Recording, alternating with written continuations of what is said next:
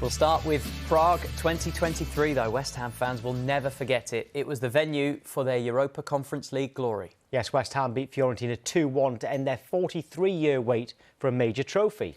Now, the game looked to be heading for extra time last night before a 90th-minute winner from Jarrod Bowen sent West Ham fans into dreamland. Victory means that Declan Rice, in potentially his last game for the club, emulates the great Bobby Moore and Billy Bonds in leading West Ham to a cup triumph. It's been an incredible sort of achievement, really, to do so well in Europe.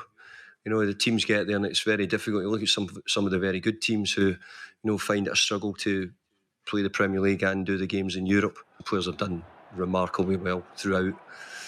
You know, we've managed to get through both this year. Maybe not as well as we'd like, but this competition's been terrific. Well, let's get reaction to this and join our reporter Gary Cottrell, who is out in Prague. Good morning, Gary. Just sum up how big of an achievement this is for West Ham.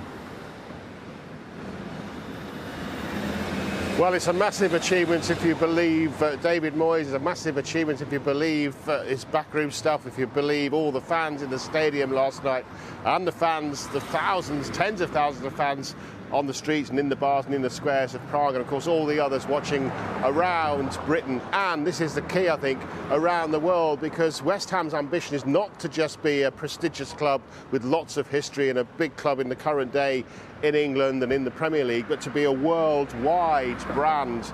A lot of their merchandise, a lot of their stationery, corporately they're known as West Ham London these days, aren't they? So that's an indication of what their ambitions are in terms of growing the brand, making West Ham a globally successful and recognisable club. And to be in Europe again for the third season running is a big step in that direction. Of course, they'll be in the Europa League, won't they, next season, alongside Liverpool, alongside Brighton. 8 teams from England in Europe next season. So to be a part of that is only good for the club.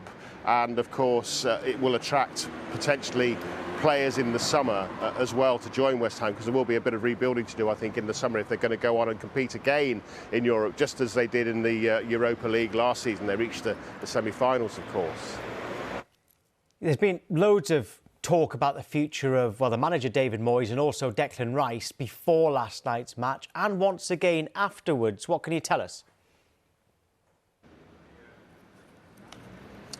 Well, it's obviously been a difficult season, hasn't it, for David Moyes? There were question marks, big question marks over his future back in April when West Ham were in the bottom 3, weren't they, for a while, and looking like they would be struggling to get out of it. They couldn't buy a win at that stage. We know for a fact that the West Ham ownership were looking at potentially getting rid of David Moyes at that point, even bringing in a caretaker manager until the end of the season, but then starting to string a few results together. And obviously that run in Europe, absolutely brilliant in Europe. 2 different West Hams, weren't they, under David Moyes? The Premier League West Ham and the Europe West Ham.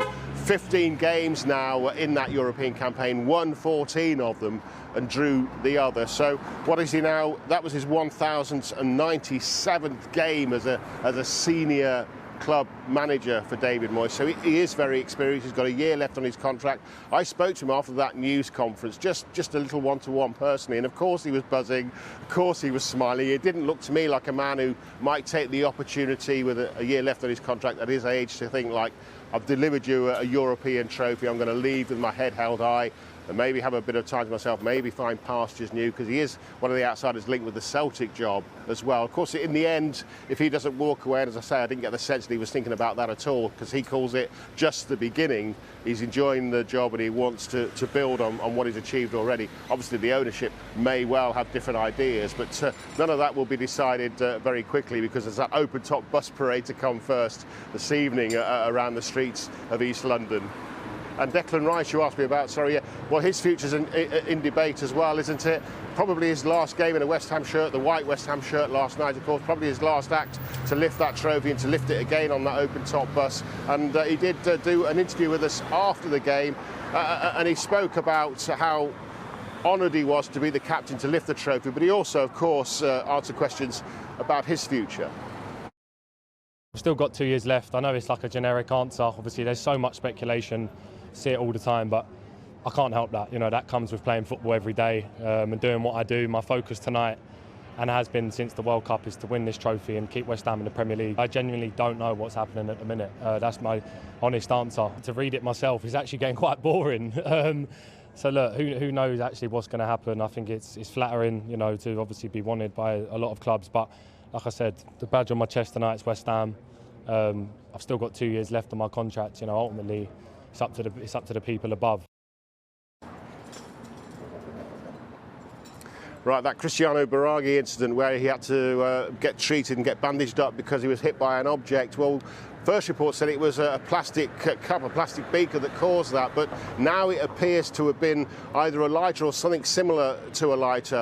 The player he left the stadium with last night told me that they thought it was a lighter or a vape or something like that. Well, I went onto the pitch afterwards by the corner flag where it happened, and I found 2 vapes. This one is a bit smaller, but you see the sharp edge. The lid was off when it was lying on the pitch, and this one, which is much heavier. So may well have been this that caused the damage or this, but UEFA, of course, holding an inquiry. Gary, thank you.